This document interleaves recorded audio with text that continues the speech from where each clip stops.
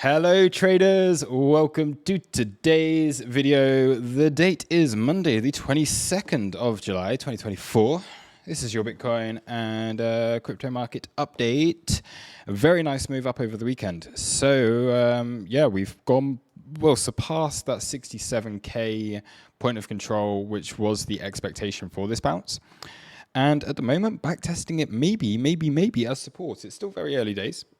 But we can see as the last time we had this POC, and this has been a pretty consistent point of control on spot. And this is the reason that I use spot. I use the Coinbase POC more so for the bigger market moves, because it has throughout this entire range, it really has been the Coinbase POC that's been dominating the market. And you can see here, as you've had this move up, we have this chopping around, okay, as the range is starting to develop. Backtesting it once, bearish backtest, created a new low. Okay, you then had a bounce, the POC shifted down, it wasn't able to make a new low after that. That's what gave us a bullish bias for a move higher. And then it was holding, flips it here into resistance, big move down once again. So on this occasion, is this going to be another opportunity here, another occasion here, where we see that this backtest can hold as support, and we do see that move up towards these new all-time highs again here. So it's been a little bit more, more bullish than I was expecting, actually, to be honest. So very happy to see that on a weekend. Of course, not checking charts over the weekend, but as we come into Monday, good to see that we are above that POC, and we have the next targets here basically being that 70K, taking highs, and there's a bunch of stuff that we can really be looking at as just being like nice levels to trade from, both above and below at this stage. So when you look at it from a daily time frame, it's all looking really quite good. Now, I know we should start with like top-down analysis, but also looking here on the weekly, a really strong weekly close.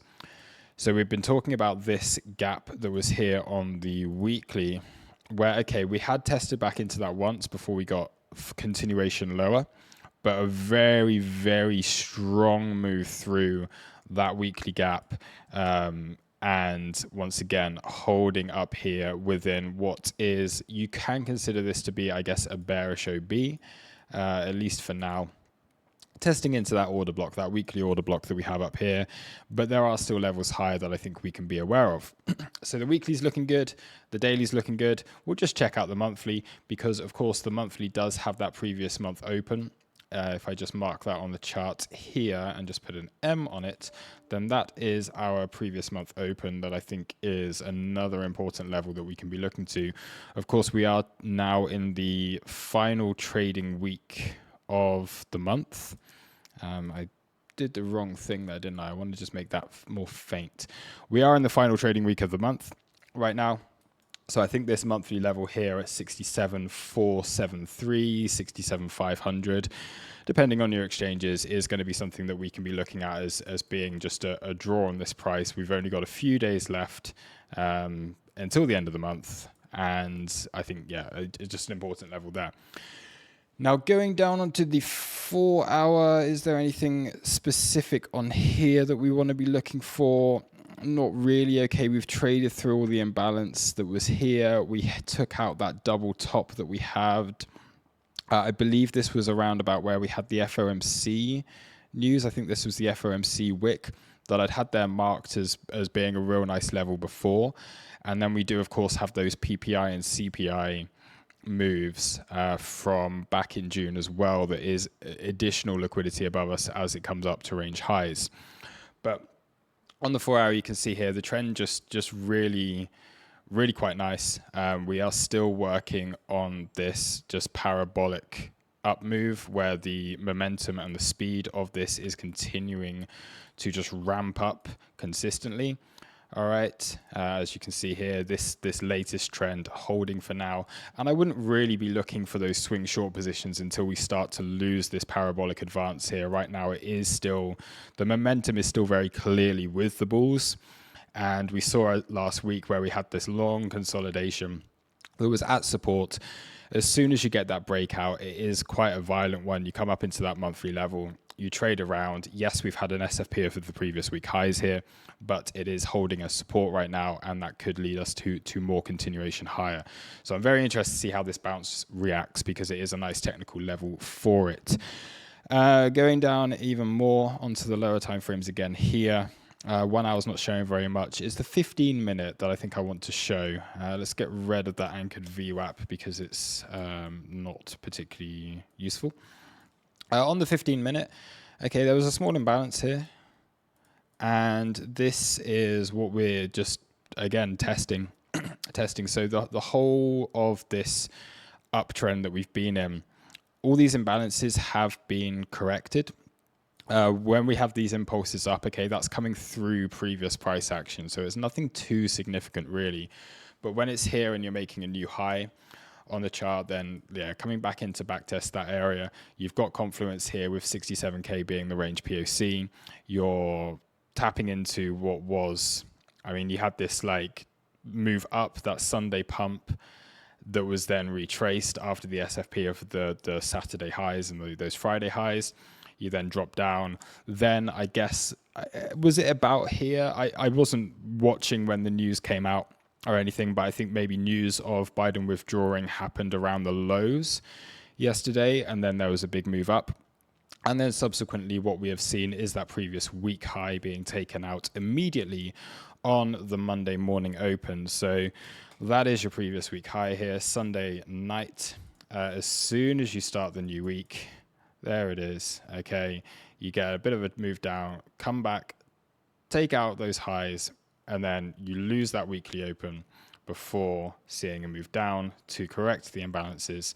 And I believe also this looks like it could be somewhere around the 618. Not quite getting down there, but you're beyond a 50% retrace at this stage and getting a decent bounce so far off of that entire range POC. So everything looking quite constructive. I think there have been opportunities to take those short positions. Of course, you could have gone short on the SFP of the previous week highs.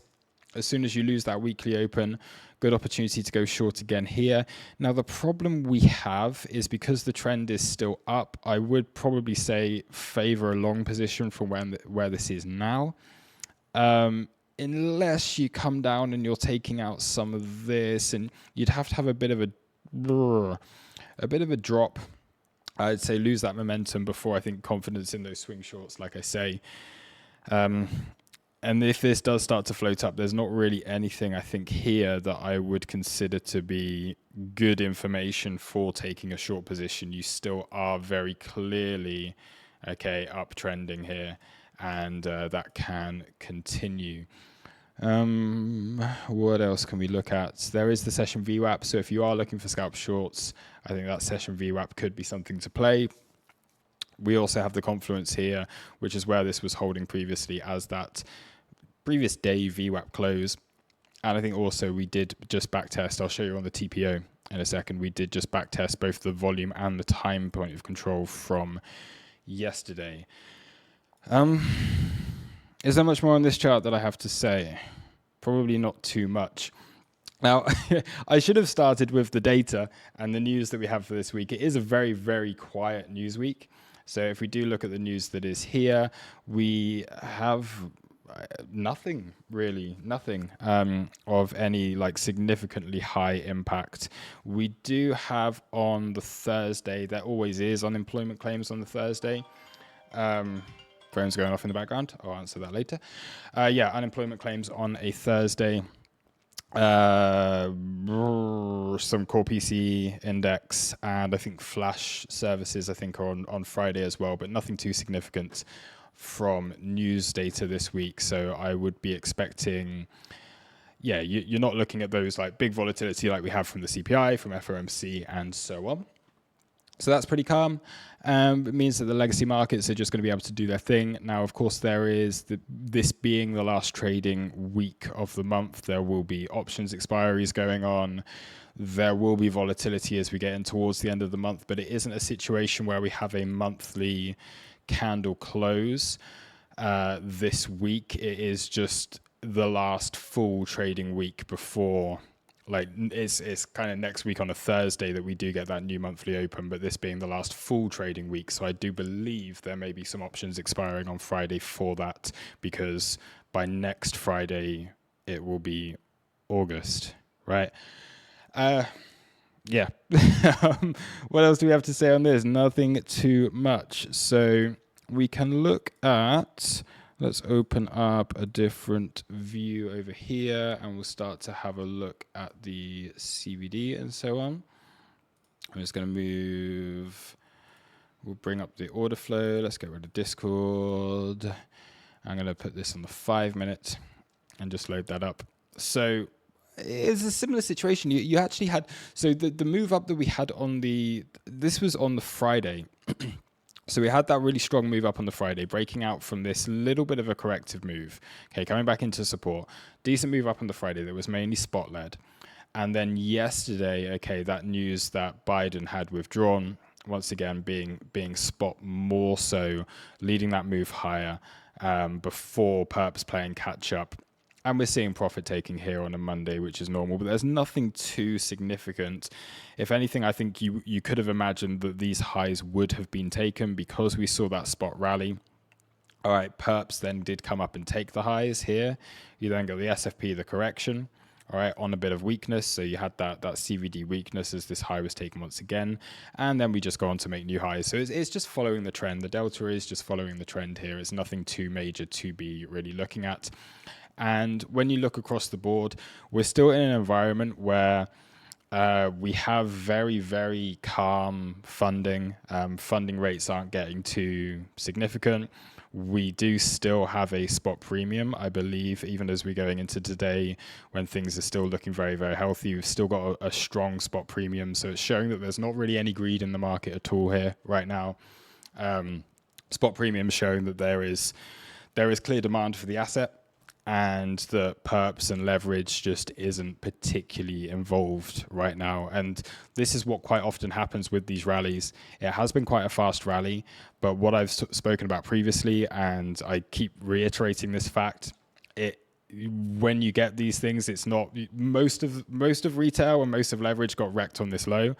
And you just don't want to be giving an opportunity to get back in. So there's a lot of people just sidelined right now, not sure what to do. There's not really been any clear opportunities for short positions. Any short positions that are being taken are getting stopped very quickly because people keep their stop losses very tight here because they're trying to catch anything that they can, often trying to fade that move. And it does mean that there's more fuel to the upside, that this can just continue. It can continue just to increase with that speed, increase with that momentum. And I don't think it's going to be until we see new all-time highs that you really get a real decent short squeeze going on here. A lot of the shorts that are holding, that are left holding, will have been from the top of this range. There would have been profit taking going on at the lows, and now it's getting to a point where maybe some of those short positions are like, oh, okay, what's going on here? We are losing a lot of UPNL, but it won't be until it starts squeezing above those all-time highs that we really see a squeeze and a big move higher. Now, because we have that spot premium, of course, we do have the funding rates, like I say, are going to be like very, very neutral here. So if we look at the funding, once again, showing that there's not really any greed, you've actually got some negative funding coming in. I don't think it's particularly significant, but you do have some negative funding. There's actually quite a lot of green on the board here. So higher prices can still just be looking at a long bias until we see some greed coming in or until we see a major change of structure here. And with the ETFs, just continuing on with this theme, right? It's fairly bullish, but nothing too significant. Okay, the inflows have been small, but it is causing quite big moves in price. So it does mean when there is some like real, not greed, but when there is a bit of FOMO and that starts to kick in, things can start to expand quite rapidly here. So I still, repeat, long bias until the trend changes or until we see some kind of greed coming back in. If we look at the technicals here on EXO, then I think everything that it really needs to be doing locally has been playing out.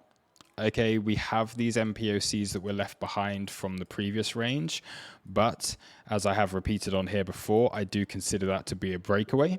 So what happens here when you have this just big drawn down price action, these MPOCs right down at the bottom coinciding with that CME gap, but because we see a fast move away from that, you don't really want to be coming back down into here, giving those short positions an exit, giving an opportunity for swing longs, for late longs to be getting in, because as soon as we do start to come back down there and test back into these value areas, these points of control, that would be acceptance to these lower prices where there was a lot of fear in the market. So if you do get acceptance back there again, that would be bearish. You just want to see continuation and expansion higher at this stage.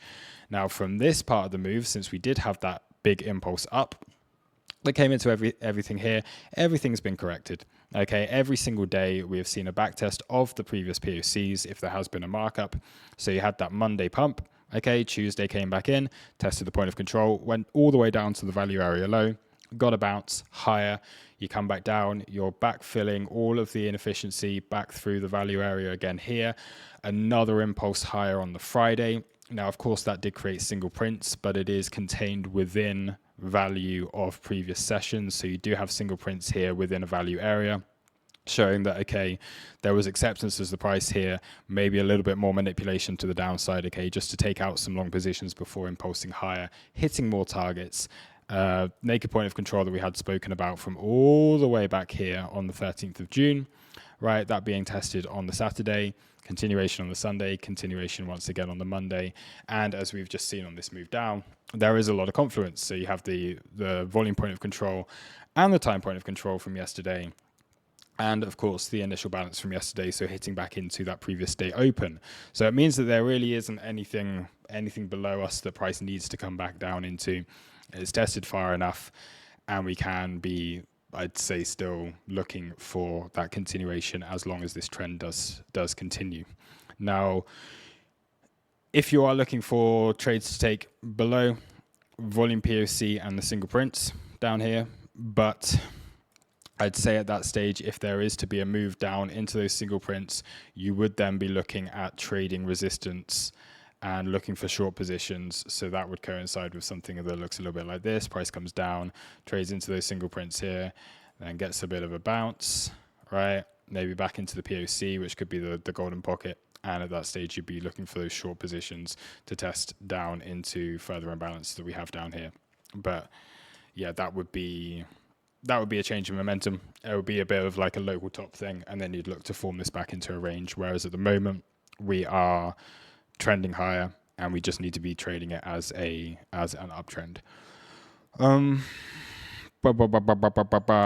Let's go back onto this and have a look over here. Yeah, it's just a case of if you're in long position, stay patient, see how this holds as support. If you're looking for long positions, you're going to have to look for a deep retrace at this stage, which is possible. Okay, I'm not saying that I wouldn't trade this kind of thing, but if we do look at where a 50% retrace is from this entire move up, it does come back into that previous week open. If you're looking at a golden pocket retrace, that does take us back down into where the CME gap is. And that's quite a long way away. Right now, we are really extending beyond where that CME gap is. And even today, actually, you've opened here on the Monday. There was a little gap here. So that being the close on Friday. And what have we seen? It has been a move where you gap up, you get that correction. As I have repeated through all of the videos last week and continue to do today, when you have gaps that are within a trend, you do want to see those corrected. But when you have a gap that has signified a change of trend, you don't want to be going back there ever, basically. And we've seen situations where that has happened before. All right, we had the downtrend that was back here. All right, you have a gap up, which could have held as support, but you don't want to fill that gap because then you're just continuing with this trend down, all right? Don't want to be seeing that. Whereas when you get these breakaway gaps, leave them as they are. But anything that happens within the trend, so anything from here, if there is to be more price action and then we gap up again next week, for example, then that's all fair game. Come back in, correct those, and then look to continue the trend afterwards. So lots of confluence here for this to bounce.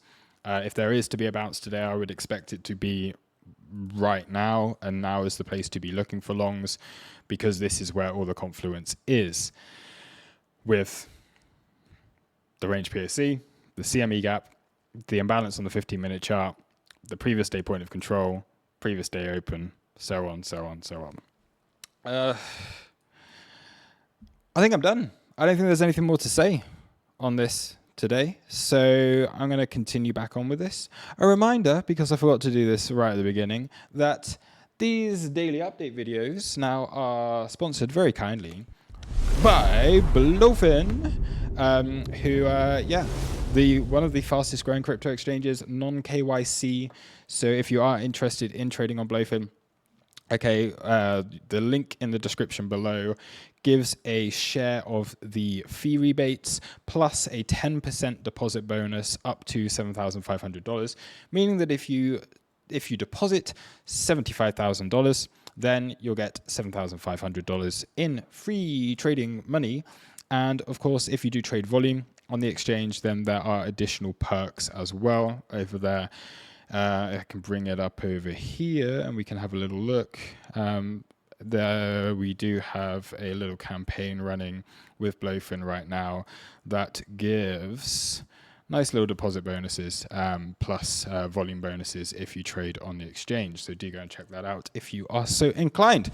Oh my God, I did it again. On that note, thank you very much for watching. I'll catch you in the next videos. Of course, any questions or anything, feel free to come onto our live streams. We do live stream every day at 10 a.m. UK time, sometimes a little bit earlier if I'm feeling like I want to do it a little bit earlier. But yeah, 10 a.m. UK time. Comment below if there's any questions, or of course, follow on Twitter, check out torrescrypto.com, do all of that nice stuff. And I'll see you in the next video. Cheers. Bye-bye.